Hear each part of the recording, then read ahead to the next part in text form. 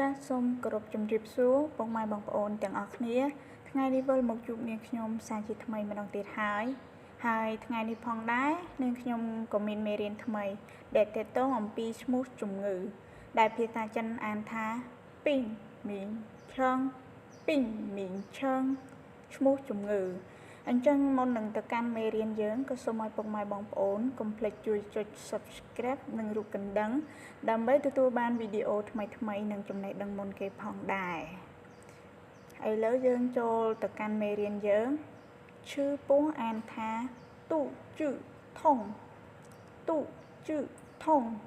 ឈឺពោះ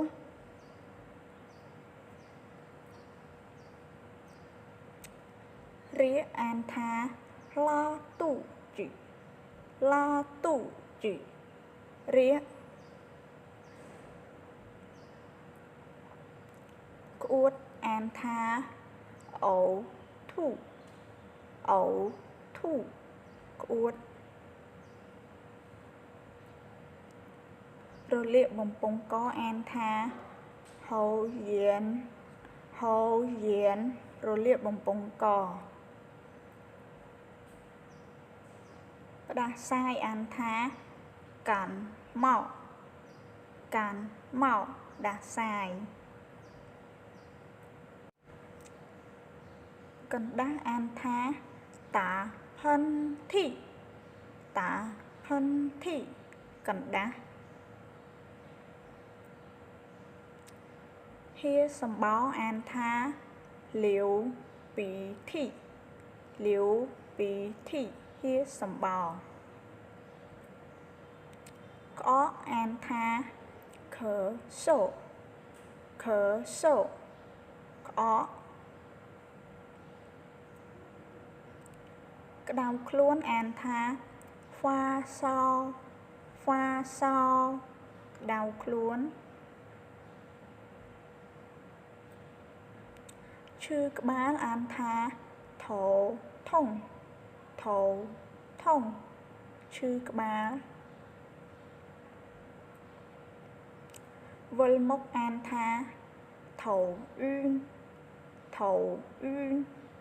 វិលមុខអត់ស្រួលខ្លួនអានថាពូ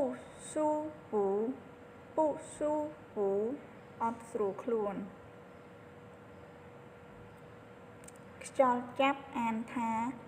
ចុងស៊ូចុងស៊ូខ្យល់ចាប់ដួលសន្លប់អានថាហ៊ុនតោហ៊ុនតោដួលសន្លប់វាស់សម្ពាធឈាមអានថាលាំងសេយ៉ាលាំងសេយ៉ាវាស់សម្ពាធឈាមពិនិត្យឈាមអានថាយិនសេពិនិត្យឈាមជំងឺលើសឈាមអានថាកោសេ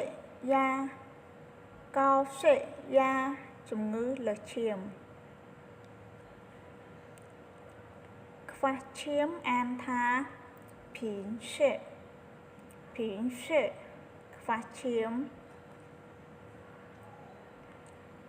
ជំងឺទាកទឹកអានថាស៊ុយចងពីងជំងឺទាកទឹកជំងឺអុចឆ្វាយអានថាស៊ុយតូអុចឆ្វាយជំងឺហឺតអានថាសោឈាន់ជំងឺហឺតជំងឺបេះដូងអានថាស៊ីនតាំងពីងជំងឺបេះដូងគ្រុនឈាមអានថាតឹងកើរ៉គ្រុនឈាមគ្រុនចាញ់អានថាហ្វាលឹងគ្រុនចាញ់